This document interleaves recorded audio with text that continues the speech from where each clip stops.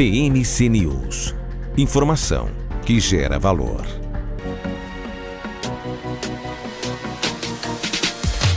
PMC News. Informação que gera valor. Vamos seguindo aqui na nossa programação, 11 horas e 52 minutos.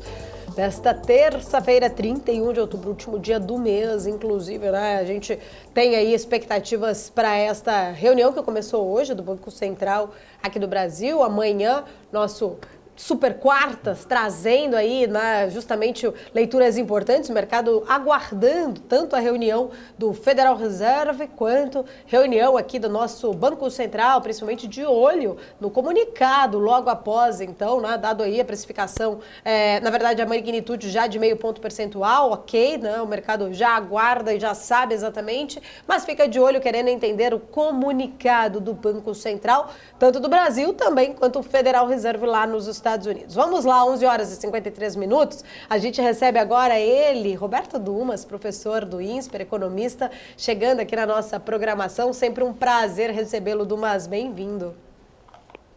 Oi, Paula. Oi, Felipe. Prazer estar com vocês aqui. Olá. Prazer é nosso, Dumas. Inclusive, já vou aproveitar esse gancho que eu estou falando dessa expectativa, né, sobre este comunicado da reunião do Banco Central amanhã. Lembrando que na ata da última reunião ali do Copom, o presidente e os diretores, eles ressaltaram a necessidade de uma cooperação do governo. Abre aspas aqui, peguei exatamente o trecho que estava ali na ata. Tendo em conta a importância da execução das metas fiscais já estabelecidas para a ancoragem das expectativas de inflação e, consequentemente, para a condução da política monetária, fecha aspas. Ao final da reunião de amanhã, será que eles vão precisar ser mais enfáticos, Dumas? Veja, dado o que aconteceu nesse final de semana, nessa segunda, o comunicado do Lula, o comunicado do Haddad, é muito provável que você tenha que ser um pouquinho mais hawkish em relação à política fiscal. Gente, o pessoal parece que acaba não entendendo. Política fiscal e política monetária precisa coadunar, principalmente quando você tem uma dívida pública alta. Não adianta falar, olha, baixa juros. Como é que você vai abaixar juros se o governo, o Lula, acaba falando que, olha, eu vou tentar fazer uma meta de superávit primário, de equilíbrio fiscal de 0%, mas talvez não dê. Uma coisa é você tentar falar que não dá, como é o caso do Banco Central, porque não é política fiscal que o Banco Central cuida. Outra coisa são os economistas. Os economistas não estão aqui para fazer política fiscal. A sociedade está aqui para cobrar. O Congresso está aqui para ganhar o quinhão dele. Quem tem que fazer a política fiscal é o Tesouro, é o Ministério da Fazenda. E o chefe dele fala que eventualmente não vai conseguir, isso prejudica as expectativas da ancoragem e, principalmente, eu não acho que amanhã os juros devam subir, ou melhor, cair só 0,25. Deve cair 0,5, mas concordo com você, Paula. O comunicado deve ser um pouquinho mais hawkish em relação à política fiscal. Veja, aquilo que nós começamos a falar no começo do ano, a surpresa é nós estarmos surpresos. Porque a declaração inicial do governo, quando ele tomou posse, ele falou claramente, essa estupidez de teto de gasto. Vamos estabelecer um outro arcabouço fiscal, ou seja, o arcabouço fiscal nem começou, e aquele que fez as contas em relação ao STF, em relação ao subsídio, à subvenção do ICMS para o PIS/COFINS, chega e fala, pois é, parece que as contas agora estão mais draconianas. Gente, você hoje já está falando que não atinge. Não é questão de chegar e falar que eu vou ter um déficit maior. É questão que está cada vez mais claro aquilo que o governo quer. O governo vai continuar gastando. E isso abre uma bruta porta para emendas parlamentares paroquiais. Ou seja, gente, já que nós não vamos atingir a meta mesmo, se até o presidente falou e o ministro não consegue ser absolutamente enfático, vamos pedir mais dinheiro para emendas paroquiais. E não precisamos arranjar dissabores com determinados setores da economia para alcançar 168 bilhões. O problema não é o 0,25 0,5 que alguns desonestos intelectuais estão falando, principalmente jornalista. Eu já peguei jornalista falando, o Banco Central falou a mesma coisa, o Banco Central cuida de política monetária, o Banco Central não cuida de política fiscal. Quando o cara da política fiscal fala, olha, eu prometi uma coisa, mas não vou atingir, o Banco Central fala, bom, então minha política monetária vai ter que ser coadunada com o que você quer. Então você vê muita gente falando e acaba sendo que não tem o conhecimento exato de como funciona a macroeconomia. Ô, Du, mas inclusive, né, a projeção, pegando esse seu gancho aí, a projeção para a Selic em dezembro de 2024 já esteve em 9%. A gente já viu ali que começou a subir até no próprio Focus dessa semana. Você acha que, de fato, essas declarações de Lula e Haddad provavelmente podem ou vão, sei lá, ajudá-las a deteriorá-las ainda mais?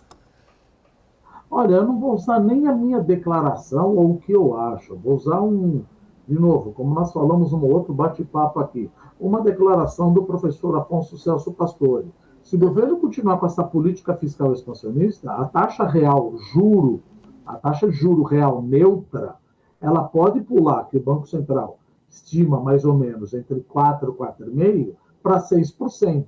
Taxa de juro real neutra, aquela que nem estimula e nem contrai a economia. Veja, se você está esperando, de último relatório Focus, que a inflação para 2024 é 3,9%, e eventualmente a taxa de juro real neto bata 6%, então começa a perceber que no ano que vem, talvez lá no final do ano, você consiga atingir um dígito, mas que você vai passar por um bom tempo no ano de 2024 com 2 dígitos. De novo, não é questão de brigar por 0,25%, porque o que importa, no final das contas, a Selic importa, ela importa, mas no final das contas, se você abaixa demais e depois se dá uma declaração que não vai cumprir a meta fiscal, e como já está falando, vamos manter a meta agora, ao invés de 0, antes de começar o jogo, hein? Antes de começar o jogo, vamos colocar a meta em 0,25 de déficit, 0,5, não tem problema, mesmo que o Banco Central caia a taxa de juros de um ano, a curva de juros de longo prazo para 2025, 2026, ela estipa. Então, o que acontece? O Banco Central cai meio, eu subo meio na parte longa. Então, veja, não adianta nada o Banco Central chegar e falar reduzir a Selic. É aquela coisa do cara sair gritando na Paulista, falando, olha, a taxa de juros reduziu. Você reduziu de um lado, eu subi do outro. Essas são aquelas coisas que parece que o pessoal acaba não entendendo. Ah, mas isso vai ajudar muito mais o pobre. Não, não vai ajudar o pobre, gente. Vai ajudar o mais rico. O mais rico que investe no mercado dos públicos. Ele vai ganhar mais juros. Ele está pedindo. Prejudica a população mais pobre. Isso que parece que não entende. E desculpa, Paula, até um desabafo aqui. Ó. Cheguei a um momento e o seguinte, o mercado é ganancioso demais. Gente, isso é uma ideologia ultrapassada, uma desonestidade intelectual atroz. Quem é ganancioso demais, no final das contas, é você que está dando mais juro para mim. Você está falando que vai gastar mais, eu vou cobrar mais juro. E outra, como é que o pobre acaba perdendo? Se a curva de juros estipa, mesmo que você abaixe 0,5% aqui, eu subo 0,5% para 2025, 2026. Se você já mostrar, antes de entrar o arcabouço fiscal, de que não vai atingir aquilo que você prometeu. A gente sabe que você não vai atingir. O economista sabe, o Banco Central até sabe, a sociedade sabe, o Congresso sabe. Mas agora, quem formulou o arcabouço fiscal falar que não vai atingir, você fala, meu Deus do céu, então quem formulou o arcabouço fiscal não fez as contas direito?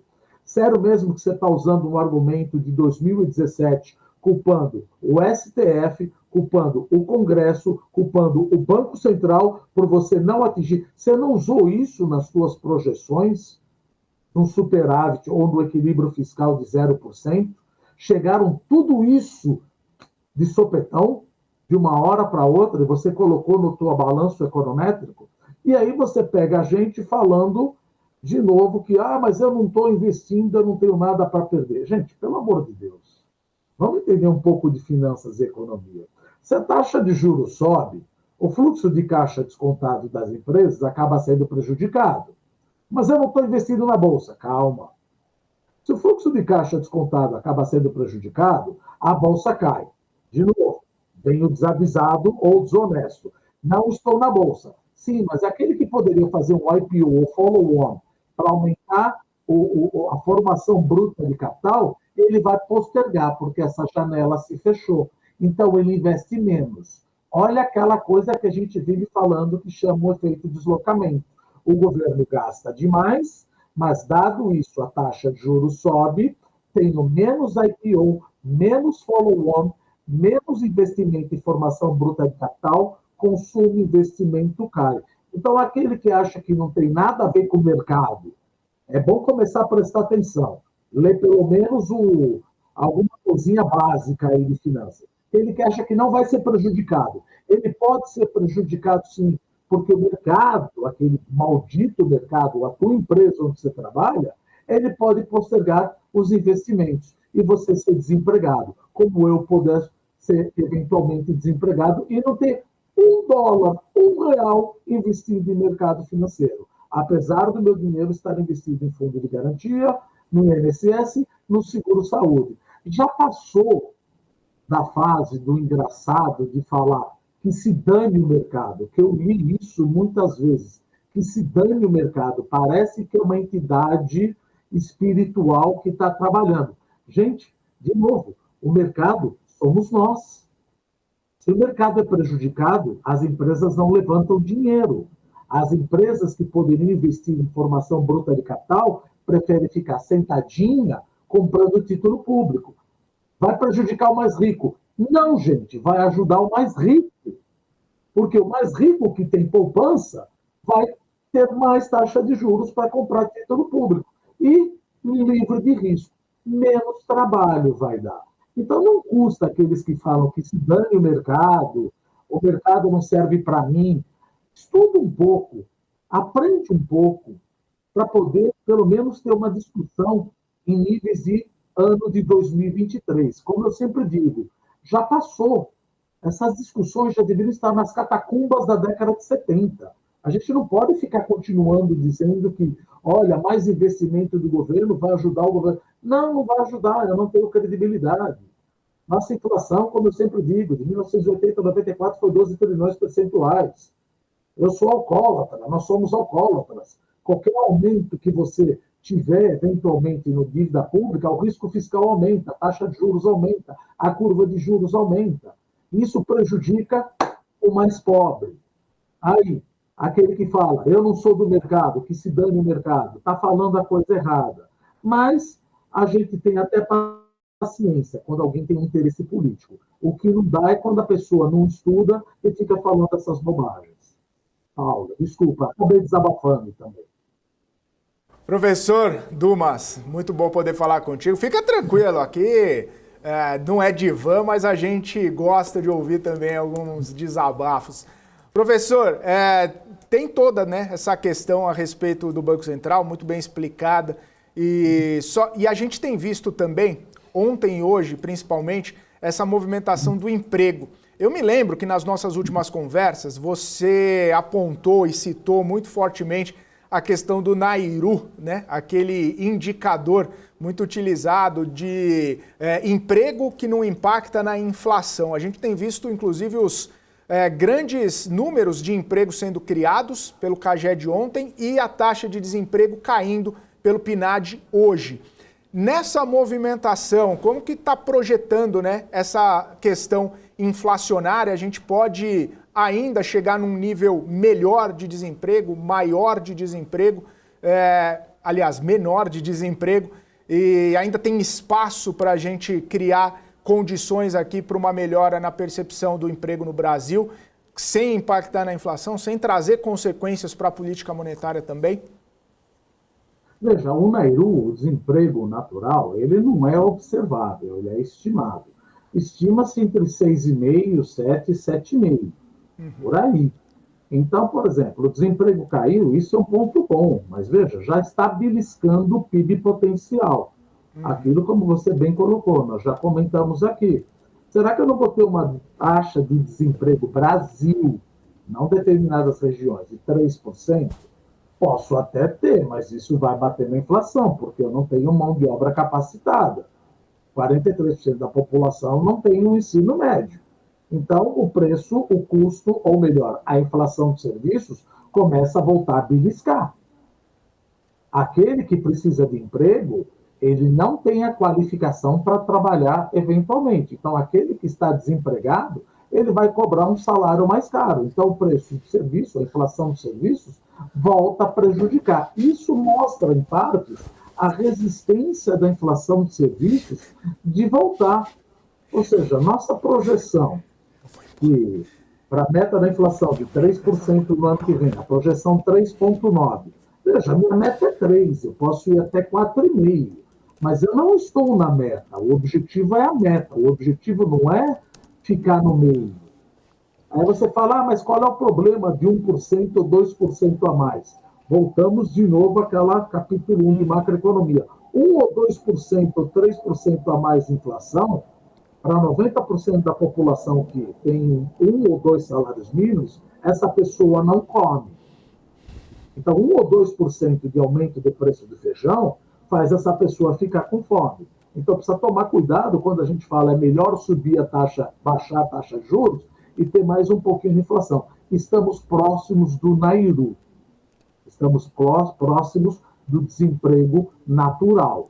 E isso provavelmente, que a gente pode até chamar de hiato do produto, deve ser colocado de uma forma sublimada no próximo comunicado do Banco Central. É como eu falei agora para a Paula, eu acho que os 0,5% devem vir.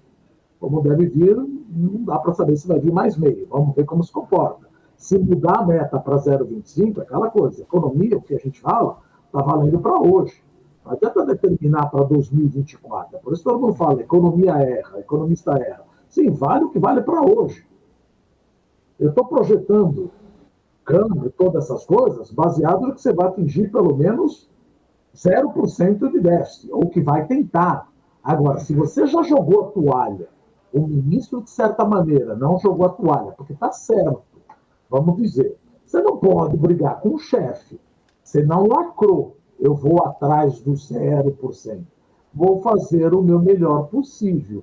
Não era de se esperar, mas veja, ele caiu, ou ele caiu não, né? Ele saiu atirando em todo mundo.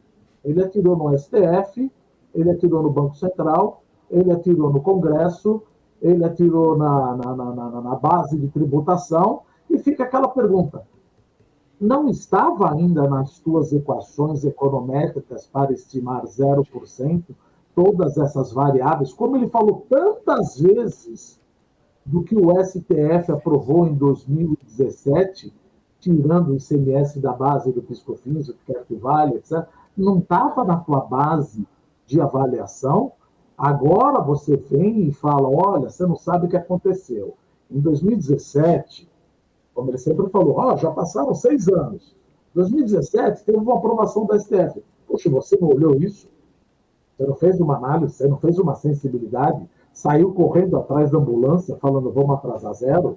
E depois o teu chefe fala, olha, o que importa 0,5%? Não é o 0,5%, é o que está por trás disso. É o que está por trás. Ou seja, em nenhum momento o governo falou que ia cortar a despesa. Você tem triggers para cortar a despesa.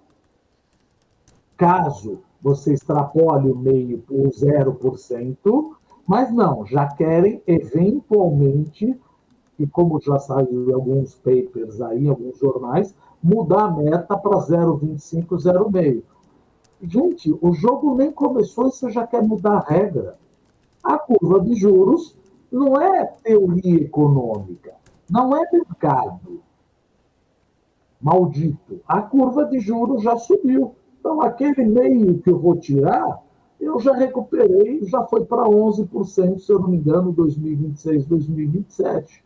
E os bancos vão precificar isso daí a hora de dar empréstimo. Ou seja, o custo do crédito fica mais alto e a taxa livre de risco para fazer formação bruta de capital fica mais alto eu prefiro ficar sentadinho comprando título público. Além do que, quem analisa um pouco a economia sabe que o investimento não é dado apenas pela taxa de juros, mas também pela expectativa em relação às contas públicas, expectativa à segurança jurídica, expectativa em relação, claro, vou falar uma bobagem aqui, expectativa em relação ao futuro. Por exemplo, eu nunca me esqueço de 2013. Não tem nada a ver com o que está acontecendo agora, pelo amor de Deus. Mas 2013, a taxa de juros naquela época nunca esteve tão baixa. Mas o investimento em formação bruta de capital caiu. Por quê? Porque a expectativa dos agentes econômicos, que não era por causa dos 20 centavos, toda aquela balbúrdia e tal, o cara não investiu. Primeiro trimestre de 2023, desculpa. Formação bruta de capital caiu. Primeiro, taxa de juros alta. Segundo, 8 de janeiro. Não estou falando pró ou contra. Eu estou falando que eu sei administrar risco. O problema é que eu não sei administrar incerteza. 8 de janeiro botou uma bruta incerteza nos empresários. Falou, o que vai ter? Volta Bolsonaro? Vai ser Lula? Vai ser militar? Não sei. Tem que precificar cada um. Agora, então é melhor a gente ficar parado. A hora que o mercado, a hora que o governo fala, eu estabeleci uma meta, o Banco Central discordou, o mercado discordou, os economistas acharam difícil, mas não sou eu que estou fazendo a meta, não é o economista, não é o Banco Central. Quem está fazendo a meta é o Tesouro, é a política fiscal. Se nem ele confia, gente, então fica complicado. E outra, nós não estamos falando no 48 do segundo tempo, ou vamos mudar a meta, provavelmente, de 2027 e 2028. Nem começou o jogo, você já quer mudar a meta? Imagina como vai ser 2026. Desculpa a pergunta. Se 2026 acontecer alguma coisa, o preço de commodity cair, você vai mudar a meta para 2027, também 2026? Ou seja, o que eu tenho? Então que volta o teto de gasto, pelo amor de Deus, que chamaram de estupidez. Dumas, muito bom, muito bom. Vários pontos aí, né? Na verdade, a gente sabe, né? Olhando pelo histórico do passado, dobra a meta, muda a meta, corta a meta, enfim, né? A forma de se alcançar a meta do governo é essa. Falta muita inclinação, acho que, do governo em fazer qualquer tipo de contenção de despesa, né? E teve um ponto muito importante na fala ontem do Haddad, falando que o Lula estava muito preocupado, diferente da versão do Lula, que foi muito mais motivada na questão de não querer cortar a receita. O Haddad falou que ele estava muito preocupado em aumentar a arrecadação, que a arrecadação, a performance ali da arrecadação que estava impactando. Tem muitas pautas para serem votadas dentro do Congresso que trariam essas arrecadações, e aí é onde eu quero chegar aqui, desenrolar um pouco mais com você a nossa conversa. A meta, ela poderia ser alterada, inclusive agora, como já estão falando ali nessa possibilidade durante esse ano, durante a tramitação da LDO, né, e da PLOA de 2024. Ou também ela poderia ser alterada na execução do orçamento no ano que vem, se caracterizar uma impossibilidade desse alcance. Primeira pergunta, o que é menos pior, na sua visão? Eu já entendi que o pior, o ideal não seria mudar, mas se for mudar, o timing muda alguma coisa? Fazer essa alteração agora, enquanto ainda tem o Congresso tramitando pautas de arrecadação, seria ruim ou menos pior agora ou depois, de fato, esperar todas essas tramitações acontecerem? Olha, na minha opinião, seria melhor esperar a tramitação acontecer, você não atingir a meta e deixar os gatilhos de corte de despesa funcionarem.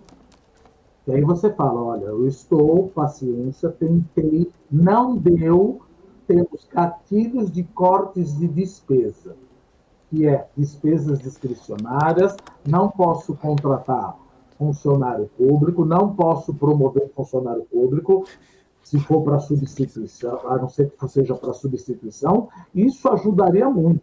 Mas o jogo não começou e o speech, o discurso foi, olha, gente, eu nem tentei, fizeram aqui um arcabouço de zero, mas tem um cara escondido em 2017, a culpa é do Banco Central, a culpa é do Congresso.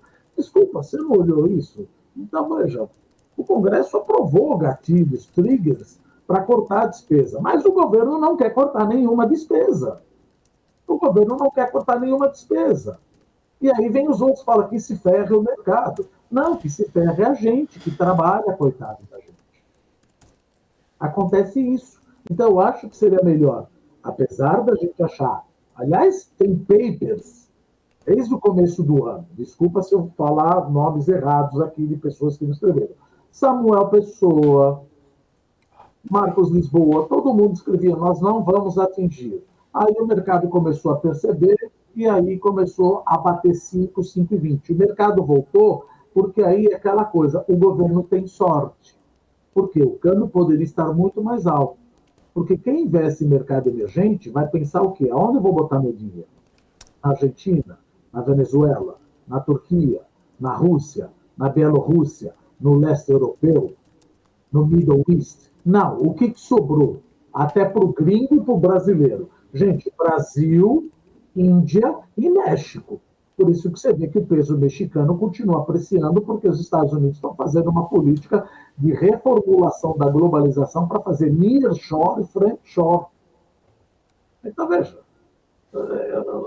de novo, é uma sorte, vamos dizer assim, é uma sorte, né? Não é a palavra conceitualmente correta. Mas o Brasil, ou melhor, em termos comparativos, o Brasil está muito bem, obrigado. É hora de eu abrir o WhatsApp da família. Comparativamente com os outros países, eu estou bem. Abre o WhatsApp da família. É uma briga boa. Meu déficit não está indo. Todo mundo tem briga. Estou falando. Veja, nós não vamos explodir. Nós não vamos estourar. Mas a gente precisa colocar o preço correto nas coisas. 4,70, mesmo com o mundo em hecatombe do jeito que está, poderia ser um exagero. De novo, eu não acho que o Brasil é uma Argentina, não acho que o Brasil é uma Venezuela. Mas daí a falar, então, deixa e não precifica as mudanças no arcabouço fiscal, também não. Esse é o nosso trabalho. Esse é o trabalho do Banco Central. Esse é o trabalho do Congresso. Esse é o trabalho dos agentes econômicos. Quando a gente fala agente econômico, todo mundo fala, eu não sou agente econômico. Agente econômico é o empresário que vai fazer o plano de negócio dele. Ele precisa saber quanto que vai estar a taxa de juros no ano que vem. Se a taxa de juros real neutra aumentar, ele já sabe que tudo aquilo que ele ia produzir, provavelmente ele não vai produzir, não vai vender, e ao invés de contratar, ele pode começar a não contratar mais. Ou seja, estou dizendo isso, vai acontecer? Não, eu estou mostrando o nexo de causalidade de uma informação e de uma declaração dessa pode desencadear na economia. De novo, não sou Argentina, não vamos explodir, mas a gente precisa colocar o preço correto nas coisas. Muito bom, Dumas. Sempre muito boa análise aqui. Quero agradecer. Obrigada por estar aqui com a gente. Fica o convite para voltar mais vezes. Obrigado, gente. Um abraço a todos. Até mais. Grande Roberto Dumas, sempre trazendo, né, visões muito importantes, diretas ali, verdadeiras e sem viés, né? Trazendo aí com clareza os fatos. 12h20. Estou de olho aqui nas atualizações e ó, já que a gente está falando desse tema especificamente, né? Após aí esse disse-me-disse, né? Disse ou não me disse, Felipe, me ajuda aqui no ditado popular. Lula falou uma coisa, depois Haddad disse-me-disse, né? Haddad falou que não era bem aquilo, que ele estava muito preocupado, que manteria. Aí após todo essa questão aí, né, em relação ao fiscal, ao déficit fiscal, a Simone Tebet